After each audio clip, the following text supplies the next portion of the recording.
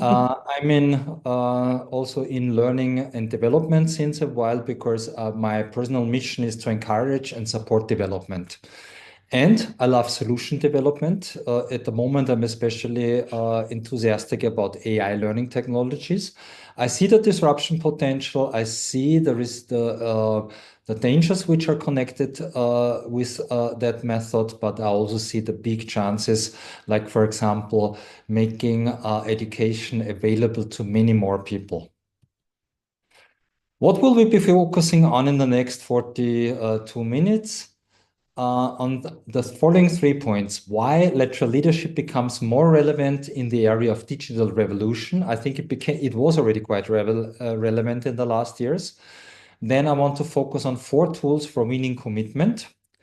And I want to basically focus on what could be the next step for building your lateral muscle after that inspiration. I think I don't need to explain what lateral leadership is about. You see it a little bit here in the picture. There is a balance and equilibrium between the people here, authorities on the same level. So it's about leading without using formal position power. And how did it start? It started something like 14 years ago when I was invited by a pharma company. It was the European division of an American pharma company who told me the following problem. You know, we have people from regulatory affairs, from marketing, from commerce, and 5 other functions sitting around the table. We are all responsible, for example, for the success of a medication in a specific country like Switzerland. But nobody is really in charge because the people, our lines somehow connect 3, 4 levels higher up somewhere in the United States. So we need a different way of cooperation and of leading. And this is how the whole thing came into place. And then a colleague of mine from Switzerland, Tanja Ineichen, said, they have a similar issue. Why don't we write a book about this? And this is what we did then afterwards. If we compare it, lateral leadership in contrast to hierarchical leadership, you see it here in a geometrical form. It's basically a horizontal line, and lateral means basically to the side and not like you see in the hierarchy, a vertical line. And this made me think a lot because at the beginning, when we started to work on that, we were purely focusing on business efficiency and that this makes more sense in business. But some things has changed in the meantime. I'm happy that in my lifetime, the majority of my time was basically a road to more and more democratization in this world. But I'm afraid this curve has tipped or basically hit the ceiling around 2010. Since then, democratization in governments is probably rather going down. I have checked, it's only 20% of people living on this planet who are really living in a liberal democracy nowadays. Interestingly, in the same time span, the impression is, and also science data undermines that this is a continuous development in direction of democratization within companies. And if we start to look at the governments, I ran into an interesting book lately, which is called Autocracy in Cooperation, The Dictators Who Want to Run the World. And I have to say this might be one of the reasons what's going on that planet and why basically since the Arab Revolution, almost no system has changed from a dictatorship to a democratic system, rather the other way around. But why does then democratization work in companies? And I see the following reasons. The one is that we have more and more knowledge workers since industrial age with a higher educational background, especially Generation X is attracted to companies which have more democratic mindset. And the other thing is speed of change is accelerating, which means that empowerment is mostly more efficient and effective. It doesn't make sense to basically play up all the decisions up into the hierarchy and down to the, for example, to the point of sales or the point of problem. And we also saw in the last 15 years the widespread agile methods in companies that they also support innovation and profitability. And the agile methods go very much in line with a democratic mindset. And even the Corona crisis added probably to that development because due to remote work, we are using tools like whiteboards and so on, which promote transparency and equal decision power. If you look, for example, at the whiteboard here, and if people are writing on cards on that whiteboard, it doesn't matter on which hierarchical level the different participants are. They, in general, have the same weight on that whiteboard. So why the difference between, let's say, governments and companies? And this is maybe more on a philosophical or basically speculation level. But it looks like that more empowerment is good for the business result. Well, that's proven that it is. Business owners probably are less afraid of internal revolution and political autocrats. That's why they are not so much afraid of that, because if you're an autocrat and maybe have killed already lots of people, there is only one way. You either stay in power, or if you're out of power, you know what that means to you. And this fear is usually not so much on the business side. There are no real international rules for governments. Autocrats basically support each other independently from their ideology. If they are theocrats, if they are communists, if they are nationalists, interestingly, they know if there's a revolution in one land, they're afraid that this revolution would basically, or people in their own land could also have the same idea. And on the other side, on the markets, in the companies, there are at least, let's say, in the more Western countries, because for sure there are some interdependencies, there are some legal rules. And that's probably why still democratization is developing positively. Another aspect which I would like to mention here, which has to do with the mindset about lateral leadership, is what we're seeing here. I'm here sitting in the city of Freud, Vienna. So you know that three states of human beings. There is a parental state, an adult state, and the child state. And if two people communicate with each other, it could be that the parent is communicating with, for example, the child, like, I'm responsible for you, you have to do what I want, but I will take care of your needs. And by the way, this was the paradigm of hierarchical leadership for thousands of years in most societies. Nowadays, at least in many societies, what we have is the expectation of an adult-to-adult relationship.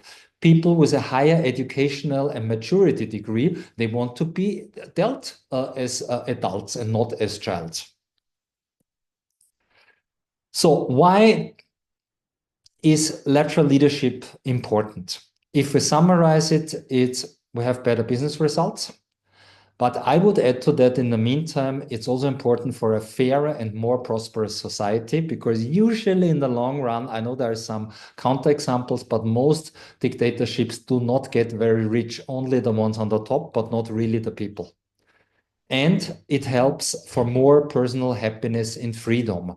Also in the organizations, we're spending maybe 40 hours a week in an organization. So it would be good if we feel comfortable and if we feel respected.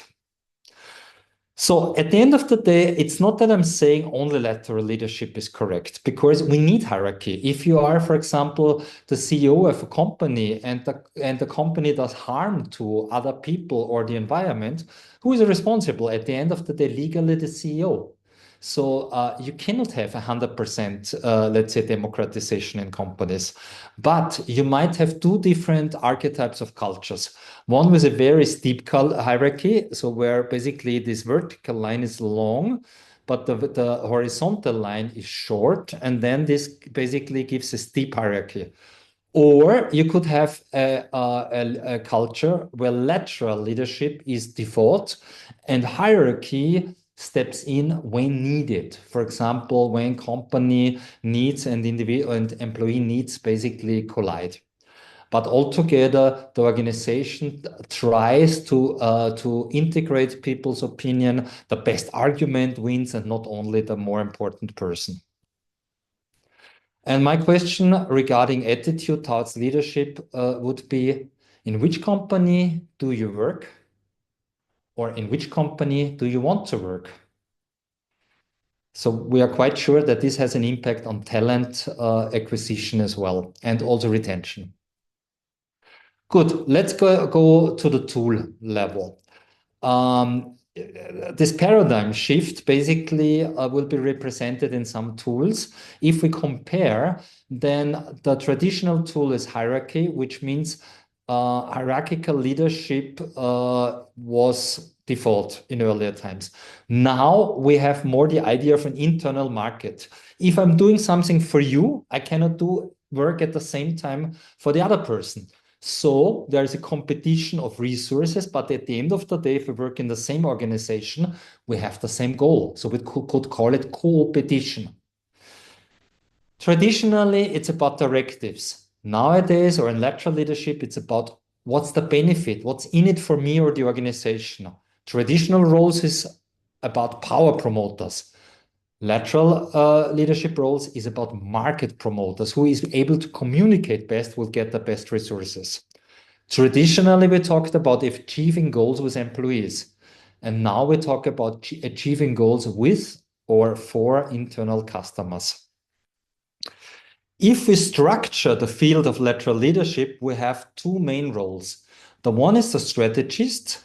It's symbolized with a chess play here, and the other one is the communicator. You could also say, and this is the map of the four tools of lateral leadership, that you have on the left side, I think this is how you see it, on the strategist side, you have basically two tools, the aims grid and the commitment game board. On the strategist side, we can imagine ourselves being on the top of a hill, looking at where do we want to go, looking at where are the people who are important for us to go in a similar direction, in which direction do they go at the moment, and then to think about how can we influence that field in order to reach together, let's say, the other mountain, for example, here. And the other side, the communicator side, this is a more, let's say, close perspective. This is about when I'm seeing you as an individual person and I want to win your commitment. There are the so-called 3 commitment steps, and they are based on the so-called yin-yang communication techniques. And now let's dig deeper into some of that tools. I'm starting on the strategist side and will continue on the communicator side. It helps to think about a situation. Maybe in your head, you have also something which is a typical lateral commitment winning situation. It's like, for example, this of a colleague of mine. She basically told me that her head office boss ordered an expensive service for 5 companies of the group, so of her company, yes? Now the problem starts. The assignment was issued by the head office's boss, but not by the subsidiaries. But the subsidiaries must pay for the investments themselves. And no one is allowed to back out because otherwise the costs for the remaining companies are too high. If you imagine that my colleague, she's maybe, or she's L&D in a bigger company, her boss probably the group HR director, but the division heads usually in a hierarchy have a bigger weight when it comes to decisions. So she can't do that with position power. So it's about winning the commitment of these subsidiaries. And in order to do that, a first tool would be the so-called aims grid. I've learned that from an organization which is called Coverdell, and Ralph Coverdell put this together quite some time ago, but I still find it very relevant. Because if I'm not clear about my venture, yes, then how can I win the commitment of others? I need to be clear about my goal. And to be clear, it helps usually to answer the following 4 questions. What should be the outcome until a certain point of time? What is the end result for? Why are we doing this? Or continuing to the stakeholders, for whom are we doing this, or who else is involved in this or affected by that? And then the last one, how do we measure the end result? That are the success criteria. Those of you who know SMART, you probably realize that SMART is all about the lower two fields, but not about the strategic upper two fields here. One example I would like to share. In end of spring this year, we decided that we want to create a so-called AI website. We called it then later AI Lab. And it should be published by September 30th. So what should be the outcome? The AI Lab is published. This is usually helpful to have it to the point formulated. Why do we do this? We do this in order to show our customer AI portfolio and make it usable for our participants. And we want to protect our know-how because before we just were working with prompts in ChatGPT. And then we want to enable a more effective learning experience because AI has huge potential. And we want to be at the forefront of development in our niche. We will not play along the big AI companies. What we can do is, as the ones who at least have some idea about the content in leadership, that we would like to use AI for that. For whom are we doing this, or who is affected?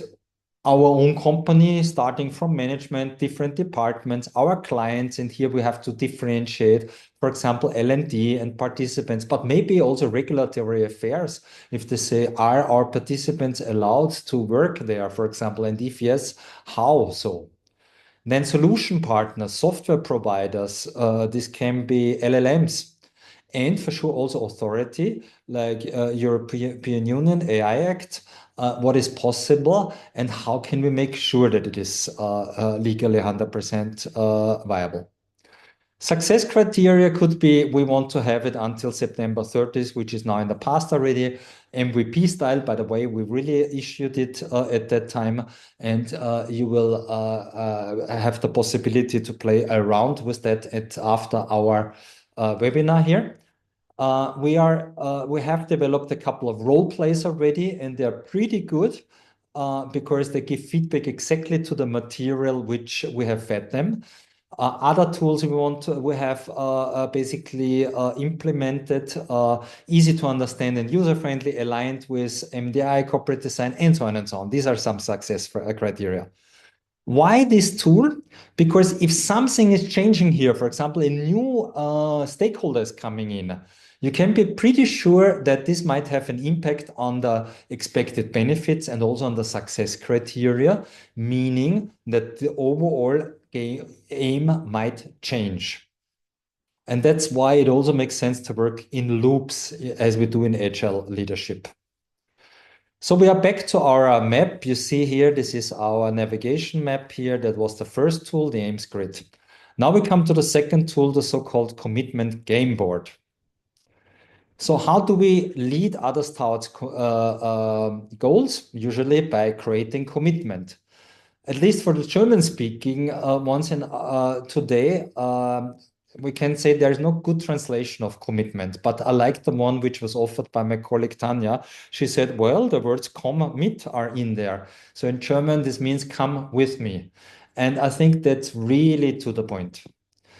So we then said, okay, what are the main components of commitment? And we came to the conclusion it's trust in the lateral leader and it's belief in the venture.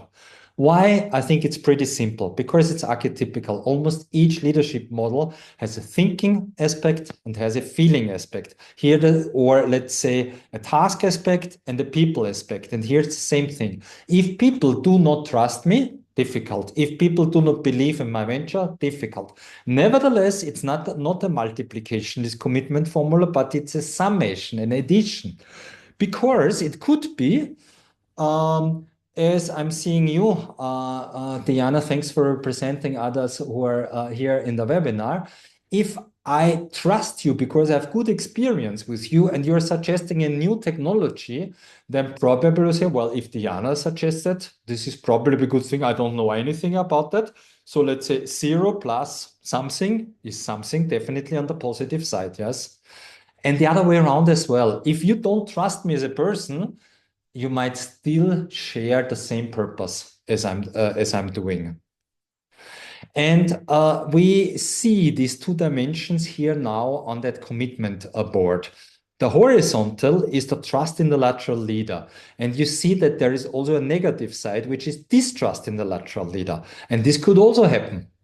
For example, that, well, if something's coming from Gunther, then I'm already against it. Yes. Same thing about the certainty that this venture makes sense or is good for me. I can be convinced, but I can also be against it. In some cultures, I will express it directly. In some other cultures, I might be passive resistant. I will maybe not, but I will think no, for example, but it's still not a commitment. And if we combine that, we get some kind of a traffic light system. If people are both trusting me and the venture, we could call them commitment partner. And on the other side, we could call them commitment opponents. And then we have two yellow fields. These are our schizophrenic fields because the so-called adaptive players, they believe that the venture makes sense, but they don't trust me as a lateral leader. But that happens. For example, if now in Austria, if an election has taken place, maybe not all parties trust each other, but nevertheless, they need to arrange themselves to reach their own goals. And down there, the benevolent skeptic also has an inner voice which says yes, and an inner voice which says no. The yes voice is, I like you as a lateral leader, but my no is not convinced about the venture. This benevolent skeptic might say, you know, Gunther, maybe you should think twice before you start this venture right now, because the time is not good for that. Right. By the way, if you have any questions or comments, please write it in the chat. Diana is so nice. We'll have a look at the chat and let me know if there's something coming, because I'm seeing the PowerPoint at the moment only. So what you can also see here, I'm going back once more. This is the situation from beforehand. So the commitment, the I here is my colleague here who is in L&D, and then we have her boss here, and here we have the 5 division heads. Does that look good? Not really, because it looks like here we have something like a point of equilibrium, yes? Like a jigsaw on a kid's playground. If there's too much weight on that side, it will be tough. And we might need to find out why the boss is obviously neutral, so he doesn't care too much. But obviously, there is also a trust issue between the boss and the lateral leader. And maybe even more important, the division heads are 3 of them on the negative side here. And what we can analyze next is how much weight do they put to this game board. There are some tools of how we can see 3 sources of authority, like position authority, personal authority, and expertise authority, which for sure have an impact. But also has an impact the relationships between people, or the negative relationships if there's conflicts. And we might see opportunities, and we might see threats here. All of that is at the moment analysis of the current state. And if we have that done thoroughly, the strategy almost fall into place, because we can use now common sense by, for example, realizing, there is a power game between boss and E. What should we do? Well, we shouldn't keep our boss uninformed. This was one of my bigger failure stories when I used to work for a big American company. I was in international function, and my boss at that time told me, after I was promoted to that function, short after, he said, Gunther, do you know the first corporate rule? And I said, no, what is it? And he said, always keep your boss informed. And I've learned it because the problem is he was approached by somebody on his level, and he was not informed about something he would have wanted and should have been informed. So, for example, a strategy could be inform the boss, but also make sure that E is involved in the decision making, because if E backs out, it won't work. But maybe we could work also indirectly with E, yes? Or, for example, if D is a personal fan here, maybe we could try to use the first mover advantage and try to ask D to get B on his side, because B is neutral, doesn't know me much. But if D says, well, you know, this lateral leader is a good person and has good ideas, maybe B is convinced. And for these division leaders, a software, for example, for talent management is not a big investment, yes? So if two of them are already in favor, maybe we have a horde effect that the others will also go for that. And if I have seen this, now I can think about further strategic options, and we can structure them into three categories. The one is about individual commitment, the other one about field commitment, and the third about power structure. How can we increase individual commitment? We can do what we will explain later, the so-called yin-yang communication, some techniques of how to win the commitment of individual people. If we can't talk to them personally, we can use internal bridges. For example, the personal assistant of a CEO once helped me. She said, you know, Mr. Fürstberger, if you want to talk to my boss, call him on Friday at 4 o'clock in the afternoon. Here he sits in his cars from Vienna to Krems, and he loves to talk. Perfect. 1 hour, we had time to discuss the whole project. Or we could seek internal help. What can be great external help? For example, big clients. If a big client requests something, even the CEO will probably follow up on that. Then we go to the middle field, which is increasing field commitment. If, as a disciplinary leader, usually I have regular communication like SureFix. As a lateral leader, not necessarily, but I could start something like that. I could start a meeting. I could start a regular meeting. We could define together rules if people are not bringing their basically work tasks on time. We can provide sufficient and appropriate sources in order to create a good atmosphere for the working. And another a tool which I like a lot, I've learned this also in a pharmaceutical company, is we can work with a communication plan. They basically ask all their new leaders, whenever there is a change in the company, to think through who communicates what, to whom, in what order, and in which form. All of these five questions have big implications. I just take the last one. In which form? You can, for example, communicate to the whole group virtually or personally, or you can communicate one by one. I'll give an example. When the third or the fourth lockdown, I think it was three in Austria, happened, in our company, we had a tendency that people were coming and said, Gunther, you know, we should be a role model. Please let us all work 100% at home if we want to. And I said, ooh, I'm afraid of this, yes. And it was this time of the great attrition. And I thought, if we not at least half of the time spent in together, we might lose cohesion. So I did one-to-one conversations, and that worked out better. I don't know where group dynamic would have tracked me at that time. And even being the managing director, you don't have all the power, especially not if you have strong talents in the company who really are co-creating very much the success in the company. And now let's come to the third area, which we can do for strategic options. We can try to influence the power structure. For example, we can increase our personal authority. For example, we can read everything about our commit or about the subject field of our commitment partner. So I'm better prepared. I can also lend authority, for example, relate to an expert or maybe to a CEO from the company. Or, and here it becomes sometimes uncomfortable, is we can change players. We might invite new players. That's what we could call dilution. Or we can basically also get rid of players, like promoting them to some other projects in some other areas or so. So these are some ideas what we can do on a strategic level. Coming back to the overall, basically navigation map here, let's change to the communicator. I will do. Gunther, we have a small question for Martin. Should we answer it now? Can you tell me? Yes, of course. It's T and B, so trust and belief equals commitment, suggests that the commitment with the lateral leader can be achieved when one of the letters is null. Wouldn't the equation T times B equals commitment make more sense? Yeah, thank you very much, Marcin. We anyhow see it's still this commitment aboard.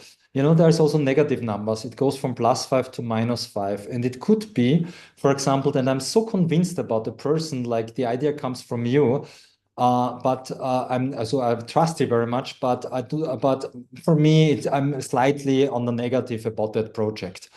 So altogether, I would say +4 plus -1 gives usually +3. I'm still probably more on the commitment side. If we would multiply it, if one of those two would be 0, that means the overall commitment would be 0. And that's not necessarily the case. That's why we decided for basically working with summation. Thank you very much for that question. Let's go to the communicator. You see here two tools. Let's start with a communication example. Imagine you were entrusted with a company critical project and you need the help of Susan, a recognized expert in her field, for 4 months. You have already talked to Susan and she's interested. The problem is that she works in another department and her boss is strongly under pressure because she missed critical deadlines on because they missed critical deadlines on other projects already. How do we plan the meeting? That's, by the way, quite a typical lateral situation because it's about a scarce resource of time. And the second thing is, if you look closely here, do you see any trust issues? Yes, there is, because I have talked, or you have talked already with Susan without talking to the department head first. So probably we need to make sure that we talk on a personal level first, and then we can think about what are the interests of the other the department head. Can I explain the impact of my project? And is there a benefit for the other department head? Can we, if we trust each other, for example, brainstorm for options? Because Susan might not be the only one. There might be other team players. Maybe we only need some skill for her. Maybe we only need her as a coach. But it could also be that an escalation is necessary because if the department head says you cannot have Susan at all, but I'm working for a company critical project, maybe I also need to go into that tool. So what we have here is a simple tool which is called the 3 commitment steps. The first one, and I think also this is very much the essence of communication in commitment winning. It's about establishing and building trust. You all know if something is wrong on the relationship level, usually people don't open up. Try it, for example, if you work with a public authority. First, if you blame them, then try to get something from them. So you first need to make sure there is some resonance on the personal level. And after that, it's possible to open up to talk about interests. And if we understand the interests from each other, and I'm able to explain, which I have prepared with my aim script, my purpose, then we can work on optimum benefit, on an optimum solution for both of us. And only if all of that doesn't work, which shouldn't be the case very often, then we need another tool for escalation. And the whole thing is based on the so-called yin-yang communication. This comes from martial arts, but it's the same in communication. Just imagine somebody is fighting you on the street with a hit like that. Yes, that's pretty much yang energy. What could you do? You could do Terence Hill, Bud Spencer style, try to do the same. It hurts both, yes? Or you could, for example, try to change a little bit the direction of this here. You need barely a finger for that because you're going with the flow here. And the same thing is true in communication. If we build upon the ideas of others, if we're listening to what the others have said, for example, if we ask the right questions, we can then bring our purpose, our interests much better across. And the idea is mostly about observing myself. Am I more on the yang or on the yin side? For example, now I'm very much on the yang side because it's the format. But as a trainer, usually I like that you speak 70% of the time. And there are some techniques in this behavior. So this is not so much of an esoteric thing. As I said, it comes from, I've learned it in Kung Fu and basically use the metaphor for communication. But if you look like at techniques like building resonance, like same speech patterns, dressing, and so on, that is somehow already understanding the other person better. Yes, even also, for example, even the body and the brain reacts to that. Even babies are laughing if you laugh at them and the other way around, for example. Yes. Partner-centered listening. That's what really is important for the partner. And asking effective questions. These are yin techniques. And on the other side, yang techniques can be telling, can be convincing. That means using some psychological extra power, like, for example, getting convincing of something small, which we could also so give somebody the small finger and then taking the whole hand. This is maybe not always the best method, but it's being used a lot in marketing and sales and so on. And also push and pull, meaning, for example, if you play along, then you will be part of the reward. And if you don't play along, maybe I need to CC your boss or something like that. These are young behaviors. And they might not all be good, but it might make sense to look at that balance. And if I'm too much in yang, maybe I should step back and listen. I don't go to the details. I rather would like to spend some more time to listen to any questions. But as a last one, I want to show, because maybe you're curious what happens if we cannot agree. Let's go back to that situation. The department head says, no way you get Susan. Yes, but I know that project is extremely important for the company.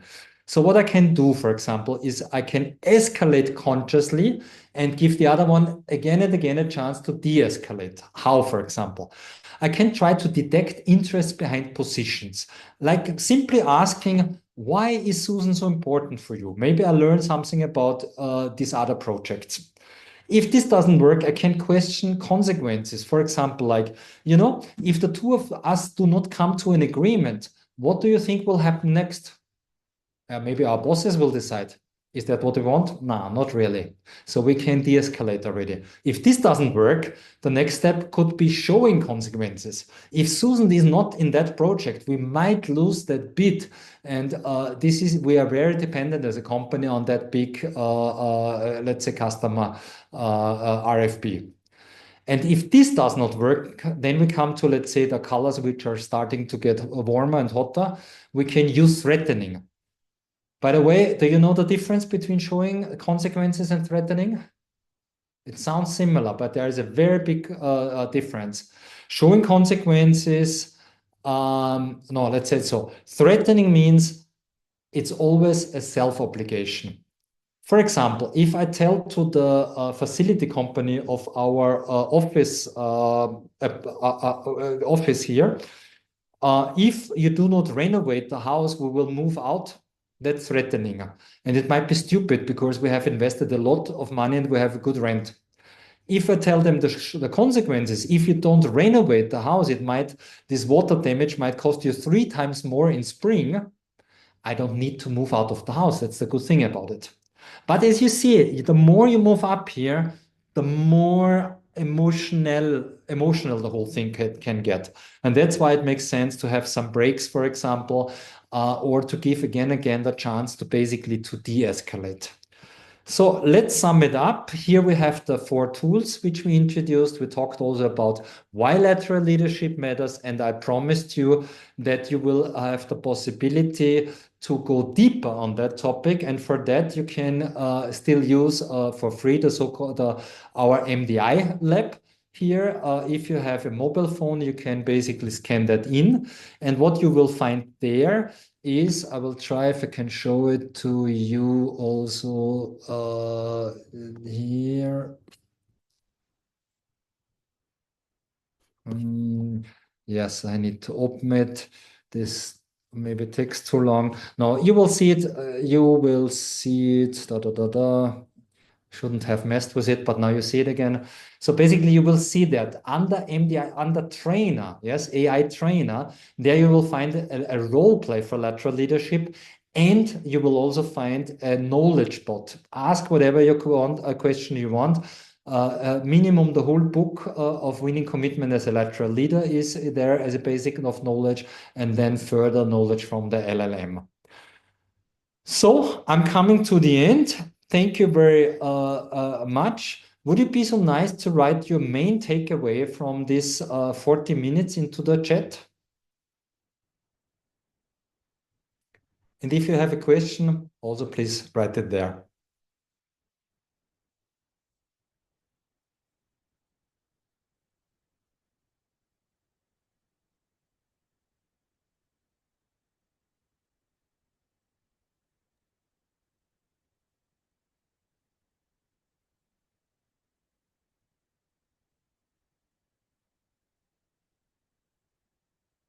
So we already have an answer. Can you see that, Gunther? I can have a look. Some answers here. Yes.